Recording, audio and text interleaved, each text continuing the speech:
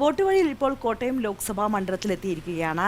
നമ്മളിപ്പോൾ ഉള്ളത് നീതിന്യായ രംഗത്ത് തൻ്റേതായ വ്യക്തിമുദ്ര പതിപ്പിച്ച ജസ്റ്റിസ് കെ ടി തോമസിൻ്റെ വീട്ടിലാണ്. Justice K T Thomas vote വഴിയിൽ നമ്മോടൊപ്പം ചേരുകയാണ്. സർ, സ്വാഗതം വോട്ട് വഴിയിലേക്ക്. ഇപ്പം രാജ്യം വളരെ നിർണായകമായ ഒരു തെരഞ്ഞെടുപ്പിലേക്ക് പോവുകയാണല്ലോ. എന്തൊക്കെയാണ് താങ്കളുടെ പ്രതീക്ഷകൾ, കാഴ്ചപ്പാടുകൾ? കഴിഞ്ഞ പ്രാവശ്യം ഒന്നും അസംബ്ലിയിലേക്കൊന്നും ഒരു ത്രികോണ മത്സരമൊന്നും ഇല്ലായിരുന്നു. ഇത്തവണ അങ്ങനെയല്ല കാണുന്നത്. ശക്തമായ ത്രികോണ മത്സരമാണ് പല കോൺസ്റ്റിറ്റ്യുവൻസിയിലും കാണുന്നത്, പല കോൺസ്റ്റിറ്റ്യുവൻസിയിലും കാണുന്നത്.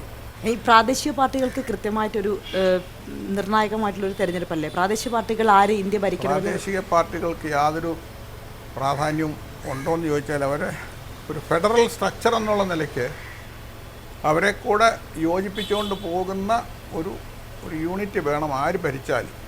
കാരണം ഇന്ത്യ ഈസ് എ ഫെഡറൽ മെക്കാനിസമാണല്ലോ. ഈ ഇത്രയും കാലത്തെ ഒരു ഇതിൽ ജനാധിപത്യ പ്രക്രിയയുടെ ഭാഗമായിരിക്കുന്ന സമയത്ത് ആ ഒരു തെരഞ്ഞെടുപ്പ് ഓർമ്മകൾ എന്തെങ്കിലും ഉണ്ടോ? ഞാൻ ഈ തെരഞ്ഞെടുപ്പിൽ ജഡ്ജി ആകുന്നിടം വരെ ശക്തമായി പങ്കെടുക്കത്തുള്ള ഒരാളാണ്. ഞാൻ ഏറ്റവും കൂടുതൽ ആവേശത്തോടുകൂടെ തെരഞ്ഞെടുപ്പിൽ പങ്കെടുത്തതാണ് എമർജൻസി കഴിഞ്ഞു വന്ന ഇലക്ഷനാണ്.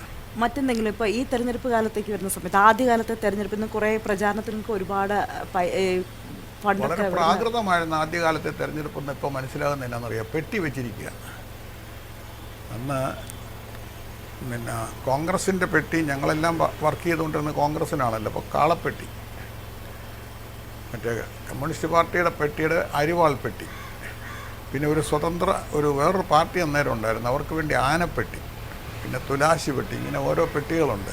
അപ്പോൾ ആ പെട്ടിക്കകത്തോട്ട് വോട്ടിട്ടാൽ മതി, ഒന്നും തൊടുകയും വേണ്ട മിടുക്കുകയും വേണ്ട. അപ്പോൾ പെട്ടി നിറയുക എന്നൊക്കെ പറഞ്ഞുള്ള പ്രചരണം ഉണ്ട്. കേരളത്തിൽ ഈ തെരഞ്ഞെടുപ്പ് സമയത്ത് ശബരിമല വിഷയം വലിയ രീതിയിൽ ഉയർത്തി കാണിക്കുന്നുണ്ട്. ഞാൻ ശബരിമല ഇഷ്യൂവിൽ ആദ്യമേ ഹൈക്കോടതി വെച്ച് ഞാൻ പരിപൂർണനും കൊണ്ടിരുന്ന ബെഞ്ചിലാണ് ഇത് വരുന്നത്. ആദ്യമേ അന്ന് വാദം കേട്ട് പകുതി വരെ വന്നപ്പോഴത്തേക്ക് ഞാൻ പറഞ്ഞു, ജസ്റ്റിസ് പരിപൂർണൻ സീനിയർ ജഡ്ജിയാണ്, ഇന്ത്യൻ ഭരണഘടനയിൽ ഒരിക്കലും ഒരു discrimination of man and woman ഇല്ല, അത് അനുവദിച്ചിട്ടില്ല. ഭഗവാനെ കാണാൻ പോകുന്നതിനകത്ത് ഈ ഒരു ഡിസ്ക്രിമിനേഷൻ പറയുന്നത് നമുക്ക് അൺകോൺസ്റ്റിറ്റ്യൂഷനിലാണെന്നുള്ള വ്യൂക്കാരനാണ് ഞാൻ. കേരളത്തിൻ്റെ ഒരു ചരിത്രം പരിശോധിക്കുകയാണെങ്കിൽ തെരഞ്ഞെടുപ്പിൽ അത് പ്രതിഫലിക്കാനുള്ള സാധ്യതയുണ്ടോ? വോട്ട് കുത്തുന്നതിൽ അത് പ്രതിഫലിക്കാനുള്ള സാധ്യതയുണ്ടോ? സാധ്യതയുണ്ടോ എന്ന് ചോദിച്ചാൽ അതിനല്ലേ ശ്രമിക്കുന്നത്. രണ്ട് കൂട്ടരും ശ്രമിക്കുന്നത് സാധ്യത ഉണ്ടാകാനും ഉണ്ടാകാതിരിക്കാനും അല്ലേ. സ്വാധിക്കുമെന്ന് ചോദിച്ചു കഴിഞ്ഞാൽ അതെങ്ങനെ വരും? അതല്ലേ ഞാൻ പറഞ്ഞത്, ശബരിമല സുപ്രീം കോടതിയുടെ വിധിക്കെതിരായി സ്ത്രീകൾ പങ്കെടുക്കുന്നത് കണ്ടപ്പോൾ എനിക്ക് വല്ലാതെ തോന്നി. കാരണം അവർക്ക് വേണ്ടിയല്ലേ ഇതെല്ലാം പറഞ്ഞത്. അതുപോലെ ചർച്ച് ആക്ട് ബില്ലും വലിയൊരു ഈ വിഷയമായിരിക്കാമല്ലോ, അതിനെക്കുറിച്ച് സാറിന് എന്താണ് അഭിപ്രായം? ചർച്ച് ആക്ട് വന്നതുകൊണ്ട് ഒരു വലിയൊരു ഗുണം കിട്ടി. മെത്രാച്ചന്മാരെല്ലാം ഒന്നിച്ചു കൂടി, അല്ലെ അവരെല്ലാം രണ്ട് തട്ടി നിൽക്കുമായിരുന്നു.